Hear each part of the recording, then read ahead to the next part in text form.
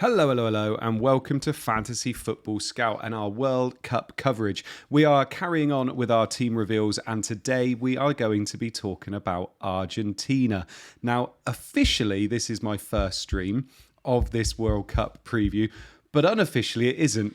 Because of this heat, I did try and do one with General yesterday talking about France, but my computer basically said, no, I'm sorry, I don't work in this heat, so it gave up. But it will not give up because we have obviously our special guest Gianni here with us, and you are representing with your Argentina t-shirt. How is it going, Gianni? Lovely to have you on. I'm a man that will happily wear many shirts, Andy. You know that.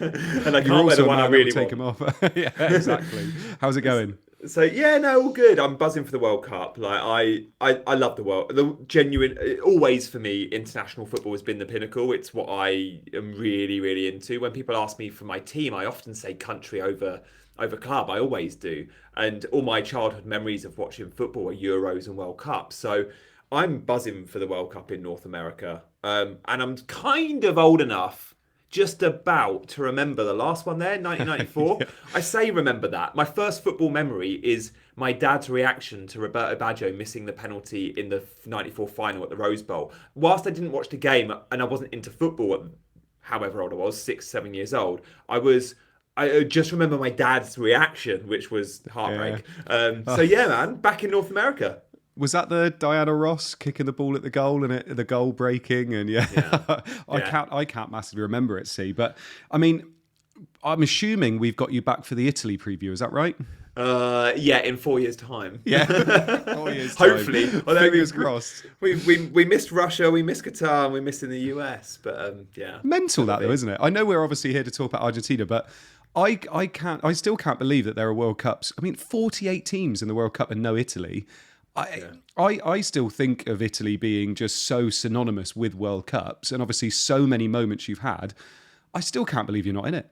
Yeah, it's mad. I mean, the Bosnia playoff was quite a game. It felt like we were going to lose. It was one of those games where you can have all the XG, all the chances, but Bosnia can just go and cause a problem, and they did. But our qualifying was actually all right. We're in the same group as Norway, and we pretty much won every game other than against Norway twice. And then teams like Sweden finished their Yeah, I qualification know. group on 2 points and still got to the World Cup. But that's just how it works. So yeah, no excuses. We weren't good enough. Yeah. There was talk of Iran Coming not back making in. it, wasn't Yeah. there? Yeah, there And, was. and and Italy is the highest placed FIFA ranked team. There was talk, but yeah, it didn't work. Yeah, exactly. And to be fair, we've said all along, we don't mind Italy not being in it if we get to watch Curacao and Haiti play. So we're happy, aren't we? We're happy. We But get let's some big talk. scores for fantasy, which is good. Don't Exactly. we? Oh God, yeah, there will be. I mean, Yeah. let's talk about a team that obviously did extremely well in the World Cup last time, which was Argentina. How we've managed to pull this one out, and us two get the reigning champions to talk about, which is fantastic. Before we talk about individual players, and we will be talking about that, let's talk about Argentina in terms of as a team and what we expect them to do in this tournament. Do you think expectations are now too high for them based on what they did last time? I was looking at the team the other day, and basically it's pretty much exactly the same team. Messi's older, but the other players were fairly young last time, and obviously they've now got 4 more years extra experience. Do you think people are writing them off at their peril? Yeah, a little bit. I think because they've been there, done it, because they've got Messi, because it's the same manager. And again, with international football, I always look at the manager first and foremost because the level of manager in international football is often lower than what we're used to as, say, Premier League fans. And there's only a handful of kind of top tier managers at the World Cup. And I don't know if I'd have to put Scaloni in there as one because he's been there and done it. Although he went into the job as really inexperienced, he's won a World Cup, and he's a really interesting tactical guy who plays good football and lets the players and he kind of picks a very unique system based on his tools. He's not wed to a particular system, which I like as well. And he gets the best out of Messi. And this is obviously Messi's team, and we'll see the 11. And you're right, it's very similar to the team that have been there, done it in Qatar. And in Qatar, I don't think many backed them at the start of the tournament. Like they especially when you look at the back line, the aging centre backs, the midfield three without a star, and you go, really, could they do it? And they were unbelievable in Qatar. They had quite a slow group, but they grew into the competition. And the team that starts turning on in the knockout rounds is the one that often goes on to win it. The team that stars in the group often fall short. And Argentina just got better and better. Yeah, and I completely agree with that in terms of growing into a tournament. I still remember, was it Spain in the Euros those years ago where they lost their first game to, I think it was Switzerland or something like that they lost to, Yeah. and everybody went, oh, that's it. And obviously they went on to win it because they grew into it. And I think looking at Argentina's group, they have Algeria, Austria, and then their easiest game, Jordan, in the match day 3. I do feel like they do have the potential to grow into this tournament. And I think everybody's going to be talking about, the Spains, even France, even though they've got a tougher group, because they've got such ridiculously easy groups, especially to begin with, I think they're going to turn into bookies' favourites extremely quickly. Whereas Argentina, like you said, maybe have the capabilities of growing into it, don't they? Yeah, they definitely do. And the way they're in a group which has potential banana skin or two, but you can afford to lose a game here and still qualify Oh, 100%. very easily. You can afford to lose 2 games. You can qualify with 3 points. So, yeah, qualification will be easy. Obviously, we'll talk about Messi and his injury that they'll be monitoring, and there might even be a case where we look at reduced minutes for some of the star men for the group because it's a formality. Obviously, seeding helps, and you want to finish top of your group. But if there was a banana skin against an Algeria and Austria, it wouldn't be the end of the world either. No, not Jordan? Yeah, can't see him dropping points at Jordan. It's a bit that the format of the games for Argentina is a little bit similar to England, where you play your hardest couple of games and then game 3 is the gimme. I don't know if that's a good or bad thing. Probably there's advantages and disadvantages of that. The advantages of the game 3 being the gimme is you can rest your key men at an important time after you've played a couple of games going into the knockouts. The disadvantage is you might actually need to play a fairly full strength team because you may have had drop points against England for Croatia or Ghana or Argentina against Algeria or Austria. And I do think Algeria and Austria are both fairly decent teams. So it's Austria in particular. Yeah, Austria always like really defensively sound, cause big teams problems. Algeria always do well in AFCON, like get to the latter stages. So I guess in a way, I'm hoping for goals in those games. I don't want to turn us away from Argentina assets in attack, but they could be quite end-to-end high-scoring games, which would be fun. God, that would be fun for fantasy as well, especially after an FPL year where it's been all about defense. I'd sound an American then, where it's been all about defense. But this year, obviously, we're going to be looking at hopefully a bit more of an attacking World Cup, especially with some of those lower ranked teams in there. But let's talk about Argentina in particular. We're going to be talking about their defence, then we'll talk about their midfield and then their forwards, because that is how the game is obviously set up. You've got to pick your defenders, your midfielders and your forwards. We're going to be looking at any rotation risks or anybody that we think could rotate in and out or see less minutes than we're expecting, but we will show you what we're predicting to be the starting 11. We might talk a little bit about a rising star, somebody that we think could announce themselves to the world stage during this World Cup tournament. And you probably already know who that is for Argentina, but we'll talk about that later. We're going to then talk about which fixture in particular you should probably try and own a few Argentina players for. We've already mentioned match day 3 might be that one, but is that going to be the one they rotate in? And then we're going to get Gianni's top 3 Argentina picks after all of our chat at the end. So let's get started. And we're going to start with their defence. So in defence at the moment, we've got Emi Martinez. I think he is the most selected Argentina player at the moment at 21%. He's only 5 million. Obviously, he's had another good season with Aston Villa and a trophy season with Aston Villa as well, winning Europa League. He was incredible at the last tournament, and I think he won did he win the Golden Glove or Best Goalkeeper? He did, yeah. And he did some very special celebrations. There's the photo. Yeah, exactly. We've seen that. So he is 21% owned at the moment. But then highest owned in the game, by the way, not just at Argentina, highest owned goalkeeper. Do you know, I was talking about this with General yesterday on the stream that didn't go out, is that there is such a Premier League bias with the percentages I'm seeing at the moment. Martinez, Pickford, Raya, the top 3 goalkeepers. And whether that is because it's the FPL lot that want to get in because they just love fantasy games. So they're the ones that have picked teams already.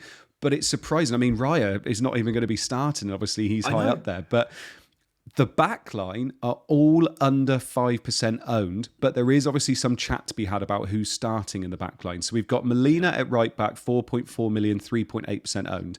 We've got Christian Romero, who we think is going to be fit for the first game, but we'll talk about that in a second. 4.9 million, 4.4% owned. We've got Lissandro Martinez, 4.6 million, 1.4% owned. Obviously, Otamendi is there in the background as well, whether he could start because he's done incredibly well for them in the past. And then we got Tagliafico at 4.3 million, 0.6% owned. Now, the reason I'm talking so much about the team selected by percentage is, of course, the rule that they brought in this year, which we love, is the scouting bonus, which is if they're under 5% owned by deadline, as long as they get 4 points or more, you get an extra 2 points if they're under 5% owned, which is quite interesting. So that's why we've got those on the screen. But Gianni, let's just have a quick chat then. I'm going to start. I haven't done this a lot, but let's start with Martinez. 21% owned. There's obviously other goalkeepers out there. Do you think he merits being 21% owned, being owned by a fifth of the player base so far? No, because we're looking at fairly toughish fixtures too, Yeah. and he's not cheap. There's quite a lot of cheap goalkeepers, and their price starts with a 4, not a 5. Manuel Neuer is 4.7, I think, and only about 15% owned. He's straight in for me. Like when you look at Germany's opening games, I know that Neuer wasn't even a gimme for the squad. I think came out of retirement, international retirement for it, but Ter Stegen is injured, so he'll be Germany's number 1, I think. And then you look at I like the Swiss keeper. Kobel, again, good games and low ownership, but low price too. Martinez is just that familiar guy that everyone knows. And as you say, it's that FPL bias transferring over. So I think that's a lot of money, especially when you can get defenders that will be in the 11 for 4.3, 4.4. You know, Molina and Tagliafico will pick up extras for chances created because they're quite good going forward. And they'll pick up some extras for the ownership bonus too. So if you want to cover the back line, don't go Emi Martinez. Go for an under 5% owned defender. It's a no-brainer. Yeah, do you think Tagliafico and Molina, if we start with the wing-backs, do you think they are, with the rules they've got in place, obviously there's no DEFCON in World Cup Fantasy, so we're so used to going with defenders, centre-backs at the moment because it's been a set-piece season. Do you think that's going to carry on into the World Cup? Do you think some of these international teams, I mean, you know, you've got some of these international groups in the World Cup, but they're not going to have many Premier League players that are used to this at the moment.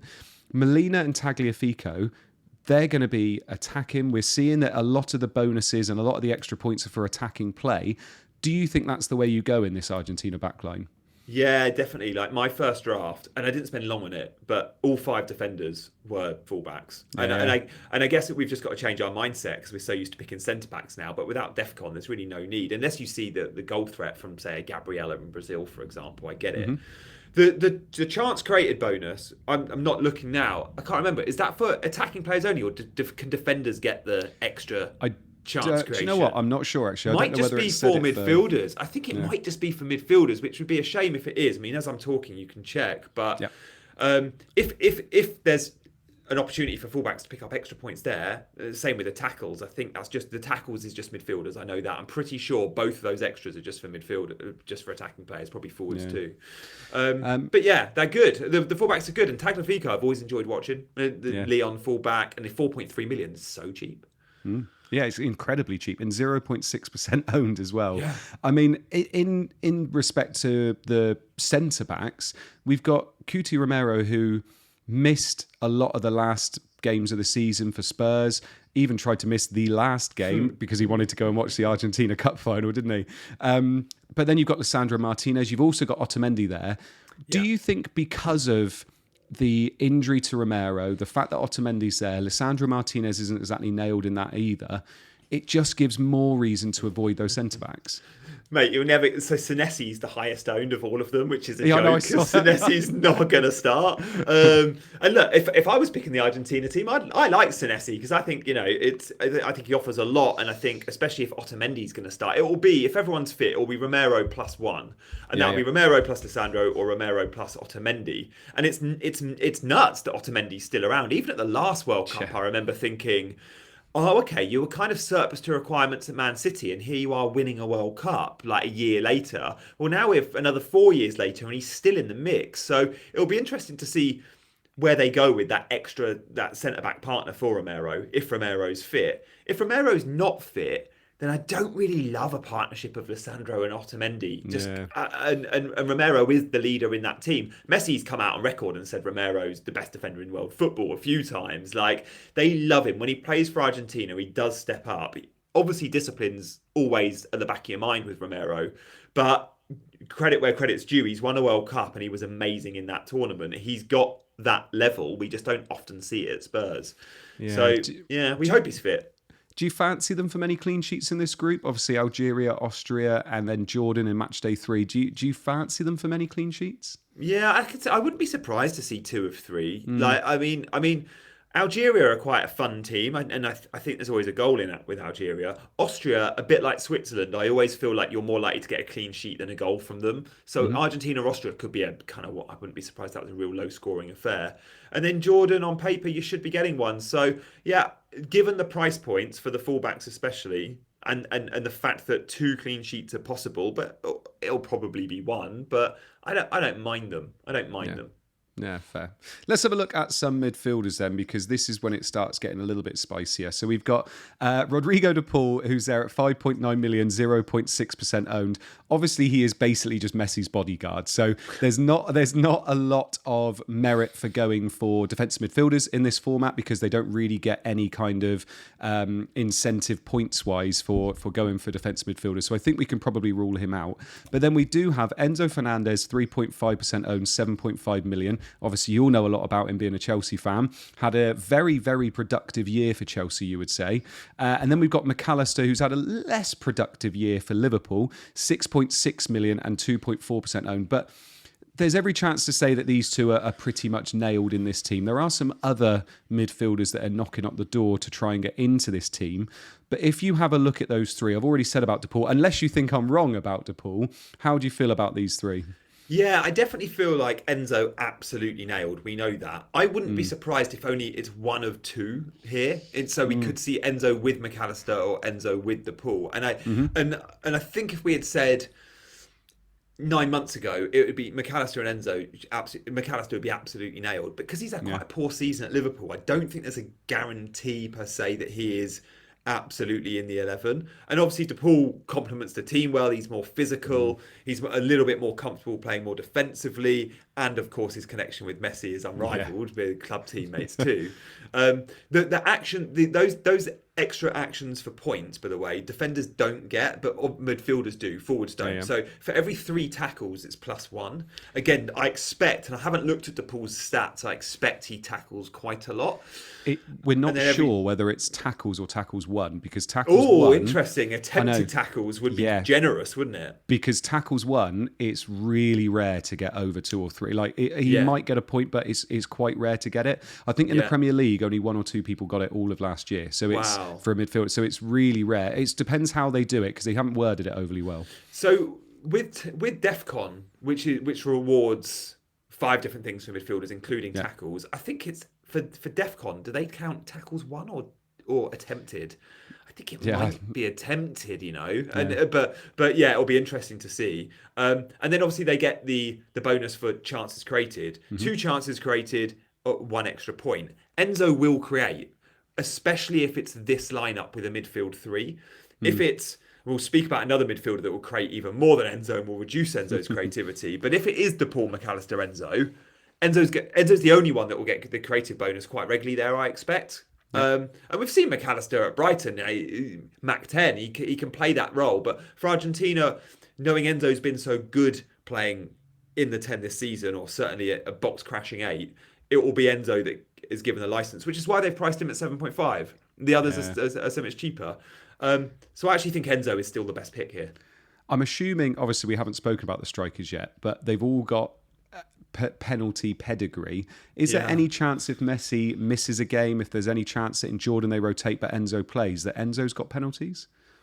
I would say not if Alvarez is on the pitch. And Alvarez, did he? I think it was against Real Madrid this season. In the Madrid derby, he Panenka'd it. And I was like, whoa. I love him. Julian Alvarez is very good at pens, but also and on free kicks too. So I expect he'll take them all off Messi when Messi's off the pitch. As good as Enzo is. Do you see yourself picking Enzo, McAllister or De Paul? Because I think it's quite hard. If you're picking an Argentina player, I think it's the players we haven't spoken about yet, isn't it? I think so. I mean, for the groups, I don't see it. But I say that. For match day 1 and 2, I don't see it. For round 3, on wildcard, if they need something, maybe I'm open to it. But certainly from the knockouts, I expect Argentina to go deep. Obviously, there's the qualification bonus. These guys will all be under consideration way more when we get to the knockouts.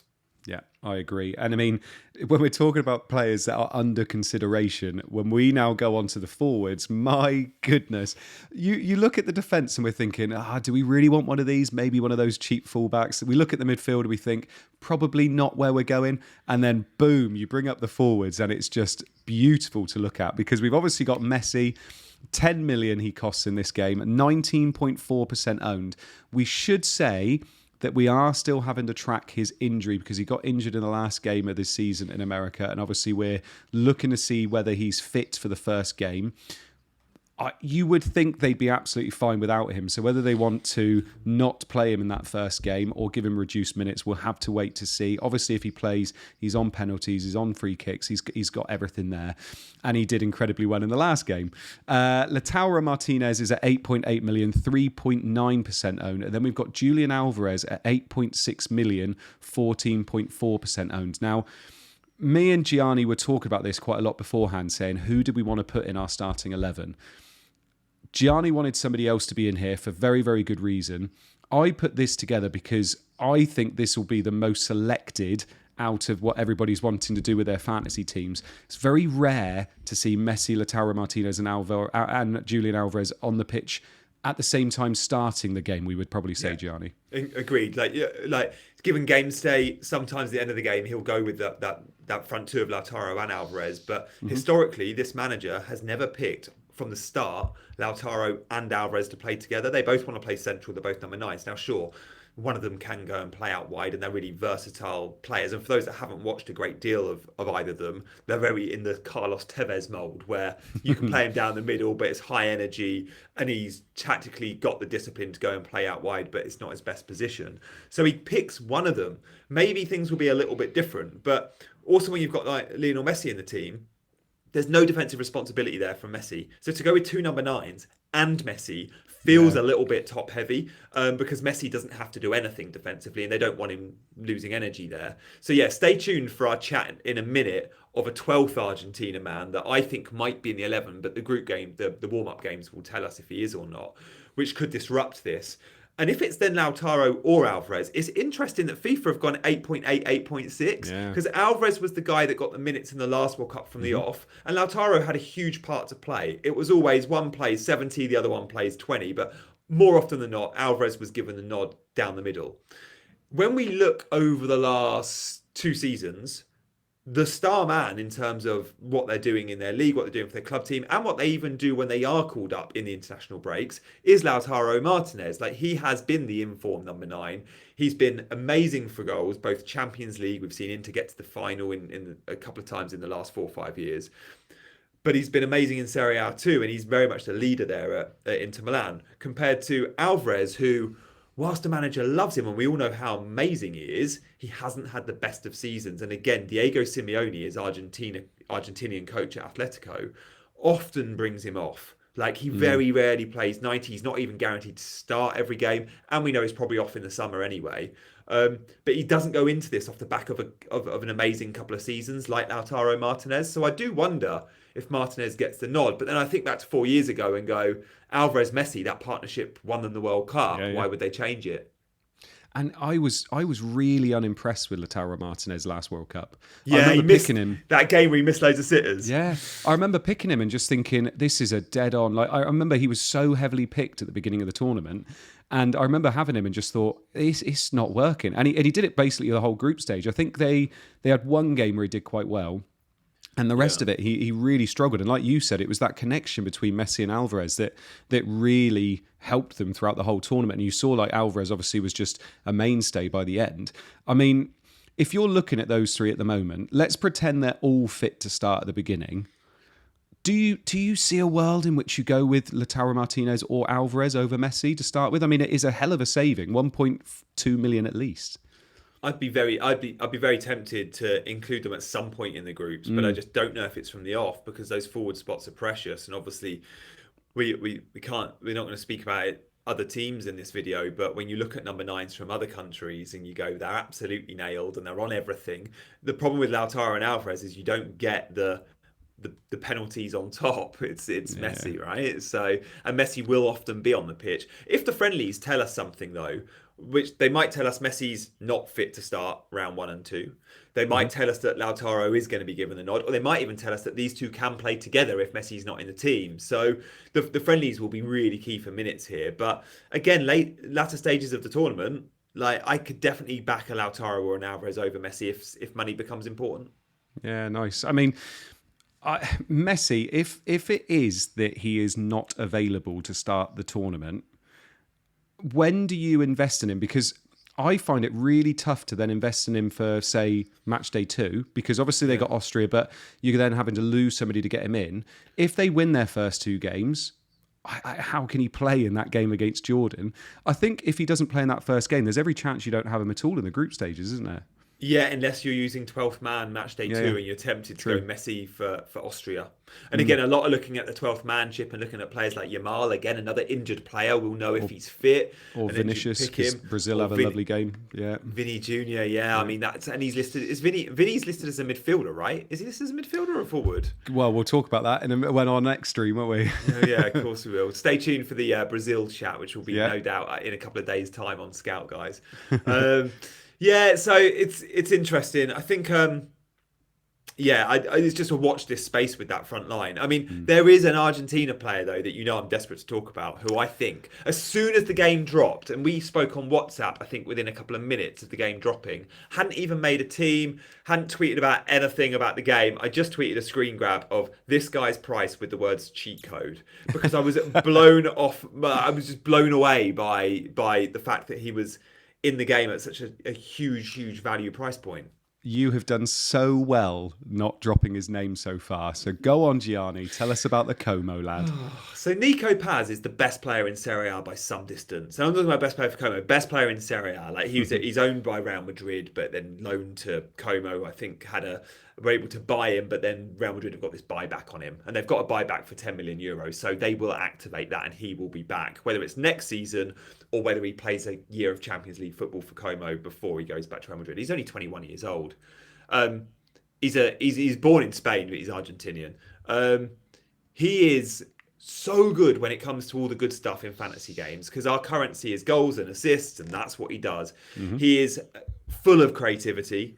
He's obviously been coached by Cesc Fabregas in a very attacking team, so that helps him. But he's just given complete license at Como, and I think if he gets into this Argentina 11, this could be his breakthrough World Cup, just like the Euros was Lamine Yamal's last time out. Like, this is a wonder kid. At 21, there's still a lot of people on the international scene that wouldn't have seen him play, and he has barely got any games for Argentina. But he's been called up, and I think he's been called up to either get in the 11 or be first impact sub off the bench. I just see a world in which he starts, because I can't see where, if Messi's fit, he picks both Lautaro and Alvarez. And if that's the case, I don't think we see this front three starting many, if any, games. Therefore, I think it will be Messi, one of the number 9s, and Nico Paz, who, ideally is playing as a number 10, but he can play wide. He can play centre mid if he needs to. He used to be a forward. Like, he's just one of those players that can do everything. And I think they'll play him on the inverted off the left, and now they'll have him alongside Messi and a number 9. Now, if he is a starter, he's like 5.9 million, and he'll be like 0.1% owned. But I guess in the friendlies, if he does go and be obviously a starter and scores goals, everyone will pick him, and then that ownership goes up.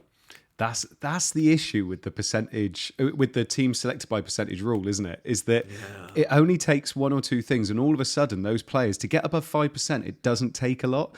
But if he's going to have the World Cup like Alvarez did last time, where he just continued to grow into the tournament, and all of a sudden he became integral to how the team plays, I think he's a great shout. And I completely agree with you about Lautaro Martinez and Julian Alvarez, is that I don't think we're going to see many moments where they play together. So somebody else has got to fill that spot.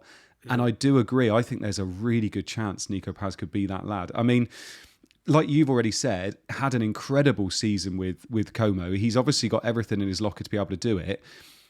The biggest question, I suppose, is he worth the gamble straight away? So if we're watching the friendlies and he is starting, he's obviously probably going to be worth that gamble. But is he worth the gamble if we're not seeing a lot in those friendlies of him, or are they going to protect him a bit?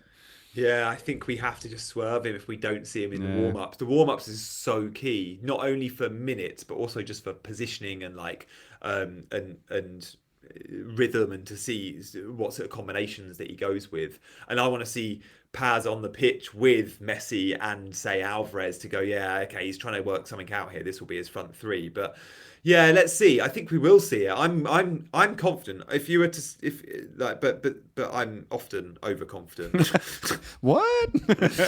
If you were to, I'm definitely that guy that's just always or often half glass full when it really shouldn't be. But I would say if I was a betting man, I would be going Paz in the 11 come match day one. I think he gets the nod. I like Yeah, it. I like it. I yeah, think he could be a really exciting player to kind of cheer on in this tournament. And yeah. I always think with this kind of a tournament as well, I don't know whether other people feel like this, but I always feel like FPL is such a slog in terms of you can't really make any mistakes to your lineup, if that makes sense. You've got to try and be on it every week. Whereas in a tournament like this, it's so much better to just play it for fun. And if you've got someone like Nico Yeah. Paz and you called it early and then he starts smashing it, it's so much more fun, isn't it?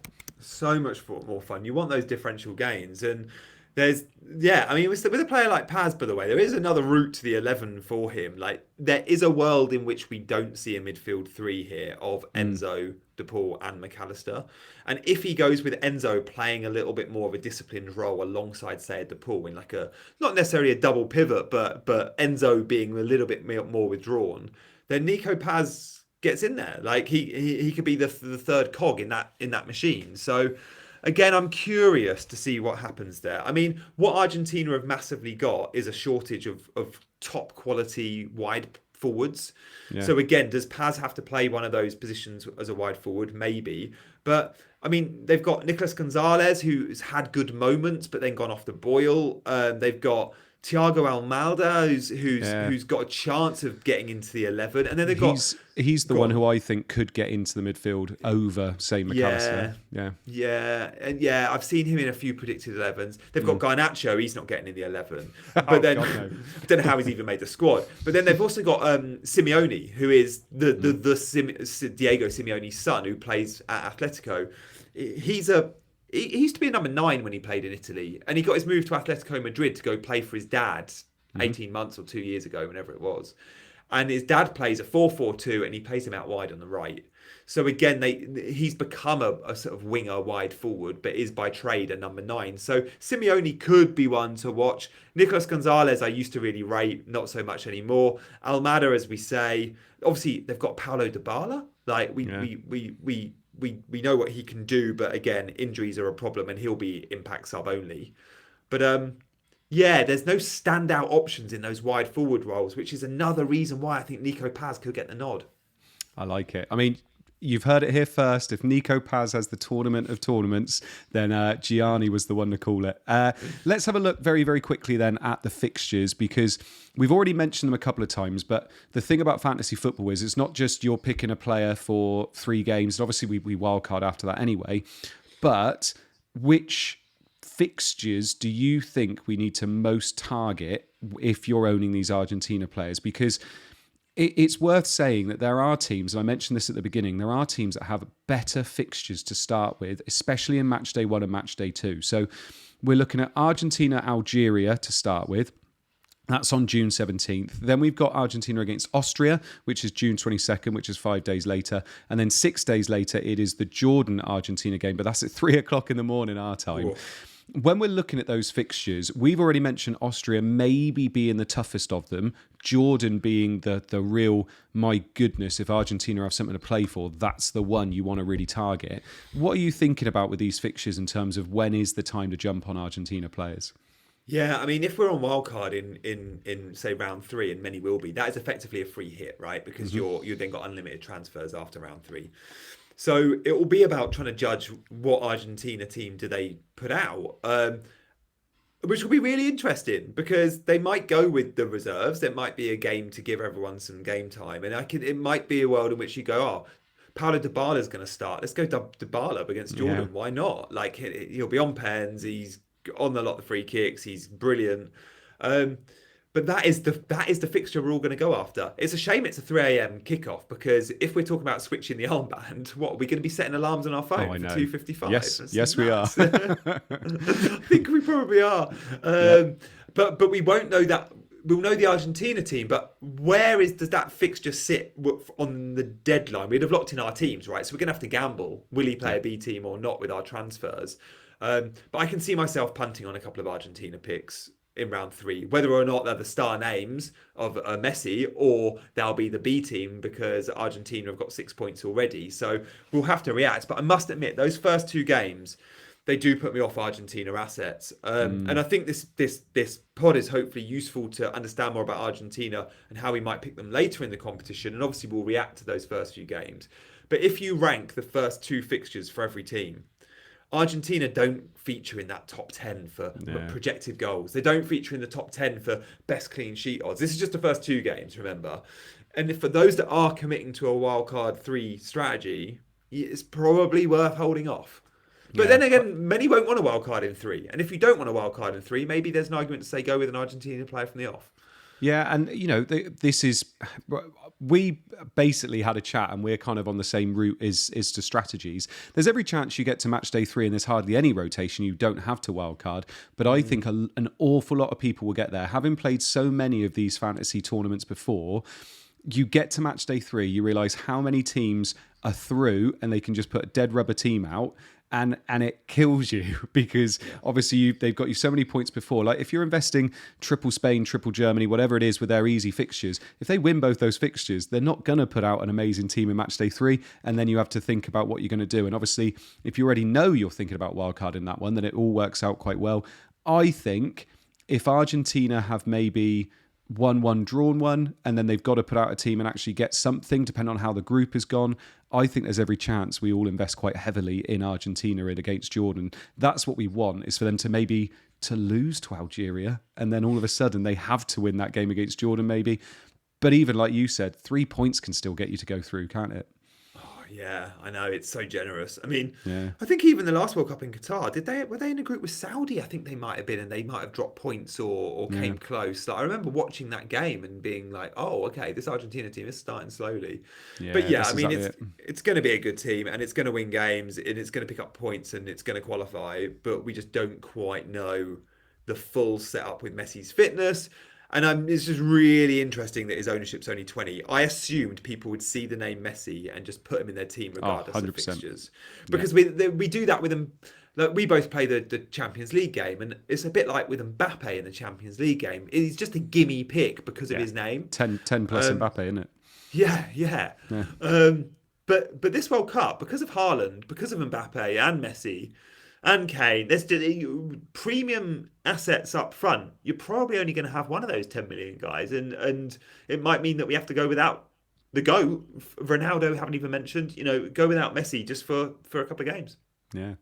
Right. Let's finish off our video then with your top 3 picks. So these are, and you can say whatever context you want for why these are your top 3 picks, but we're talking about match day 1 and having them in your team from the start. So you can obviously say whether you would have them in your team or not, but you've got to pick 3 of your top picks from this Argentina side. So let's start with number 3. Who would be your 3rd best pick from this squad? I'm actually going to say Messi at 3. Messi at 3. Messi at 3, just because all those other forwards we've mentioned with better fixtures that are also 10 million. I know who your number 1's going to be. So you're going Messi. You're going Messi number 3. Who's going to be your number 2? I'm going Tagliafico at 2, just because I love the price point, and I think that the chances of him hitting 5% are obviously the lowest. I'd be concerned going, say, Molina, getting a bit of traction and then hitting that 5.7% ownership, and you're gutted every time. And I think Tagliafico, chances of a 4-pointer, very, very, very possible. So I like that budget pick if money becomes an issue. But at the moment, from drafting, money hasn't been a massive issue, but it might become it. I cannot wait for Molina and Tagliafico to both be around 5%, one of them to be under, and then because they get the extra 2 points in match day 2, they swap. And you know it's going to happen because everybody's going to go, oh, he got more points. And obviously they don't think about the fact it's because he's under 5%. Right, so you've got Messi number 3, Tagliafico number 2. I wonder who it's going to be. Who is your number one pick from Argentina? 21-year-old star boy, the best player in Serie A. He's going to light up this World Cup. It's going to be a shock inclusion in the 11 for some, but I'm fully expecting it. Nico Paz is going to light it up, and I want to be on him early, in the same way that I wanted to be on Tijani Reinders early in FPL, and I was, and I told everyone he'd be amazing, and then he fell off a cliff. I like it. I mean, at least I suppose Paz doesn't have as long to fall. As long as he falls off a cliff after a month, then it's fine, isn't it? Yeah, and he hasn't got Pep as his manager, which that helps. Puts everyone on the naughty step very quickly. That does help. But yeah, that's where I'm at. Lovely stuff, Gianni. Thank you so much for joining us today, talking about Argentina. Thank you so much for donning the Argentina top as well. I won't tell everybody that you're going to quickly swap that to a Brazil top in a minute, but thank you so much. I hope you enjoyed yourself. Thanks, mate. Lovely to chat. And yeah, be sure, guys, to hit all those buttons on the way out. Like, subscribes. There's going to be so much Scout content pre-deadline. Likewise, on my channel, if you want to check it out, Gianni Patici, I'm doing loads of fantasy football World Cup content. Lovely stuff. We'll be seeing you again for the Brazil stream. As Gianni's just said, we're doing team previews for 6 of the top teams going into this World Cup tournament. So make sure you check them all out. And Scout has got you covered with so much content for this World Cup. Make sure you have a look on the website at the articles, and make sure you have a look at all the videos, because I think there's going to be about 20 before the kickoff of the World Cup. So make sure you have a look. I mean, I'm doing about 8 of them, so we're enjoying them. And Gianni, again, thank you so much for joining us. We'll see you all again for another one. And if you like it, like and subscribe, and we'll see you all again soon. Bye-bye.